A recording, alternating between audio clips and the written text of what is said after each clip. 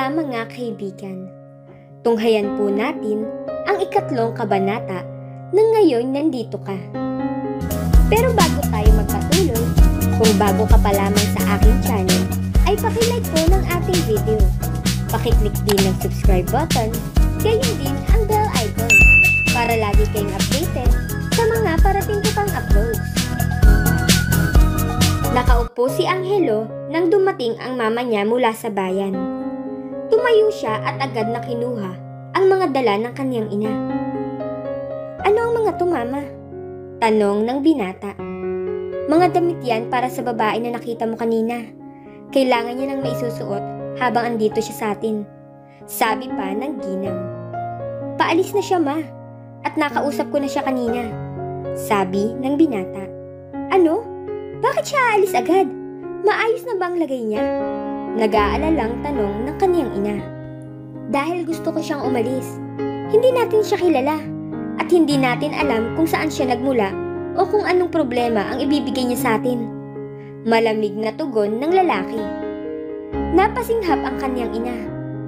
"Angelo, kailan ka palaging ganyan kababaw? Naririnig mo bang sinasabi mo?" Galit na sabi ng ina. "Ma, wag na kayo mangialam sa desisyon ko. Dahil para din sa inyo ang ginagawa ko. At ang gusto ko ay umalis siya dito," sabi pa ng binata. Pababa na sana si Rica sa hagdan nang marinig niya ang sinasabi ni Angelo sa kanyang ina. "Ano ba ang napag-usapan niyo kanina? At bakit gusto mo siyang umalis dito? At naging ganyan ang ugali mo ngayon, iho?" tanong pa ng ginang. "She said she wants to stay here kasi wala na siyang mapuntahan. At wala na din siyang magulang dahil sa aksidente," sabi ng binata. "Ganun naman pala. Hindi ka ba naaawa sa kanya? Kailangan niya ng matutuluyan. Saka malaki ang bahay na ito. Hindi naman siya makakaskip dito," sabi pa ng mama niya. "Ma, buntis siya. At malay ko ba kung saang lupalot ng mundo ang ama nang dinadala niyan?" Halos pasigaw na sabi ni Angelo. "So that's it? Kaya ka nagagalit dahil buntis siya at walang amang bata?" "Anak, mas kailangan niya tayo sa kondisyon niya ngayon. Hindi ka ba naaawa sa walang muwang na sanggol kung papabayaan natin sila na walang matutuluyan?" Mahinahong sabi ng ginang. "They can rent apartment somewhere. Doon sa hindi sila makikita nang humahabol sa kanya. Kahit akong magbayad nun, wag lang siya dito," sabi ng binata. "Angelo, ano ba ang masama kung buntis siya?" Naiinis na sabi ng mama niya. "Walang masama kung buntis siya. Kaya lang ay walang ama ang bata. Ano naman ang sasabihin ng mga tao dito? Nagpatira na naman ako ng..." Hindi niya natapos ang sasabihin nang sumagot ang kanyang ina. "Tell them it's yours," suhestyon ng mama ni Angelo. "What?" Gulat na sabi ng binata dahil sa sinabi ng ginang. "That's final, Angelo. Hindi aalis ang babae na yon sa pamamahay na to. Wala akong pakialam sa sasabihin ng ibang tao at makikinig ka sa akin." Maotoridad na pagtatapos ng ginang sa usapan nila. Wala nang narinig ang dalaga na salita mula kay Angelo. Pero alam niyang galit ang binata. Tumalikod na siya at humakbang pabalik sa kwarto. "I'm sorry, Angelo. Pero kailangan kong magsinungaling dahil kailangan kong manatili dito," bulong ng dalaga sa sarili. Narinig niya ang pagkatok sa pinto ng kwarto ng kanyang inuukupa at nakita ang pagpasok ng may edad na babae. Nakangiti ang ginang sa kanya at may hawak na tray na naglalaman ng pagkain. Napansin din niya si Angelo na kasunod ng mama nito. Hindi nakangiti si Angelo, pero hindi din naman mukhang galit. Nakatitig lamang ang lalaki sa kanya. Ikinailang niya ang tagpo na yun, kaya itinuon niya ang tingin sa ginang na palapit sa kanya. "Iha, dinalhan kita ng pagkain dahil sigurado akong gutom na gutom ka na," sabi ng ginang sabay patong ng pagkain sa kanyang tabi. Tiningnan niya ang tray. Ngayon na naamoy na niya ang pagkain, ay saka lamang niya naramdaman ang matinding pagkagutom dahil kagabi pa siya hindi kumakain. Ibinalik niya ang kanyang tingin sa ginang. Maraming salamat po. At pasensya na rin po kayo sa abalang ginawa ko. Huwag po kayong mag-alala. Bukas ng umaga ay aalis na ako. Sabay sulyap niya kay Angelo. Pero iha, sabi sa akin ni Angelo ay wala kang matutuluyan. Hindi mo naman kailangang umalis ka agad. Lalo na, dyan sa kalagayan mo ngayon. You're pregnant.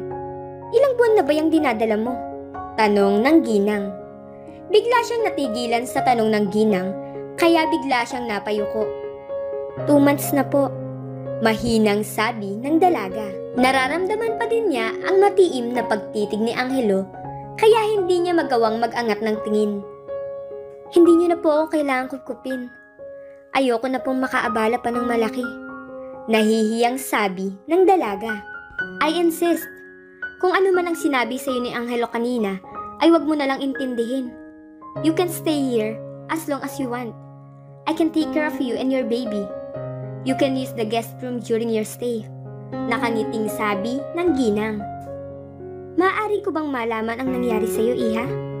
Sinabi ni Angelo na sinabi mo raw sa kanya na may gustong pumatay sa iyo. Puno ng pagtataka at pag-aalala ang mata ng ginang. Yumuko siya. I'm sorry, ma'am. Pasensya na. Pero hindi ko po magagawang sabihin. I'm really sorry.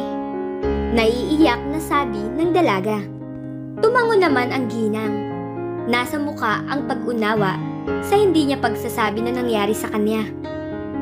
Naiintindihan ko, iha. Huwag kang mag-alala. Ligtas ka dito sa hasyendang ito. Pinamili pala kita kanina sa bayan ng mga damit mo. Tawagin mo na lang akong mama. Habang nandito ka. Nakangiting sabi ng ginang. Napatingin ang dalaga bigla sa ginang. Pero, kung hindi ka mapalagay, ay Doña Olivia na lamang. Malimit iyon ang tawag sa akin ng mga kakilala ng anak ko. Putol ng ginang sa kanyang sasabihin. Dito ka muna, iha, at ipapaayos ko ang kwarto na lilipatan mo. Paalam ng ginang. Naiwan naman si Angelo na nakatitig sa kanya. You can eat. Huwag kang mag-alala dahil walang lason yan. Sarkastikong wika ni Angelo. Halata sa lalaki ang pinipigilan na inis. Naramdaman niya ang paglakad ni Angelo papalapit sa kanya. Nakita niya nang ilagay nito ang paper bag sa ibabaw ng kama. Ito yung gamit na pinamili ni mama para sa'yo. Be grateful dahil maunawain ng mama ko. Gusto lang talaga niya na magkaroon ng anak na babae. At bigla kang sumulpot dito na halos gusto ka na niyang ampunin. How long will you stay here? Walang emosyon na tanong ng lalaki. Napatingin naman ang dalaga kay Angelo. Gustong gusto talaga siyang paalisin ng lalaki. It won't be long. I will do everything to repay you. Everything you want me to do. Just let me stay here until... Hindi niya na ituloy ang sasabihin. Hanggang kailan nga ba? Until when? Tila naiinip na tanong ng binata. Napayuko ang dalaga. Hanggang sa mga anak ka? Tanong ni Angelo. Pero wag na wag mong hahayaang mahalin ka ni mama ng sobra. Because sooner or later, you will leave. At ayokong masaktan siya. Naiintindihan mo ba? Seryosong sabi ng binata. Kumain ka na. Pagkatapos ay lumipat ka na sa guest room. Dahil gusto ko nang magpahinga dito sa kwarto ko. By the way, I need to know your name. Rica. Rica de Castro. Mahinang sabi ng dalaga. Okay, nice to meet you, Rica. Yun lang at lumabas na ng kwarto ang binata. Sinalubong si Angelo ng mama niya pagbaba niya ng hagdan. Napabuntong hininga siya dahil alam niyang kahit ano ang gawin niya at sabihin ay hindi na magbabago ang pasya ng ginang. Rica. Rica ang pangalan niya, ma. Magpahinga ka na, ma. Marami pa din akong kailangang asikasuhin. Sabi ng binata. Angelo, huwag mong susubukan na imbestigahan si Rica. Sana maintindihan mo ko. Sabi ng ginang. Napailing ang binata. Alam talaga ng kanyang ina ang tumatakbo sa kanyang isipan. Mama, hindi natin siya kilala. Hindi natin alam kung totoo bang sinasabi niya. Malay natin kung masama siyang tao, kaya may humahabol sa kanya. Magtitiwala na ba agad tayo? Tapos, ano ang mangyayari? Lulukohin lang din tayo sa huli. Ma, ilan na ba ang kinupkup at inalagaan nyo? Pero iniwan lang kayo matapos makuha ang gusto nila. Seryosong sabi ng binata. Stop it, Angelo. Desisyon ko ang panatilihin siya dito at ako ang masusunod. Ipagkakait mo ba sa akin ang bagay na ikakasiya ko, anak? May malungkot na matang sabi ng ginang. Napabuntong hininga ang binata. Ang gusto lang niya ay mapasaya ang kanyang ina. Pero ayaw niyang masaktan na naman ang kanyang ina, lalo kapag naisipan ng babae na yon na umalis sa lugar nila. Pero wala siyang magagawa kung ang desisyon ng ina ang ikakasiya nito ay ibibigay niya. Sana lang ay hindi nagsisinungaling si Rika sa kanya at sa kanyang ina. Bulong niya sa sarili, sabay paalam sa kanyang ina.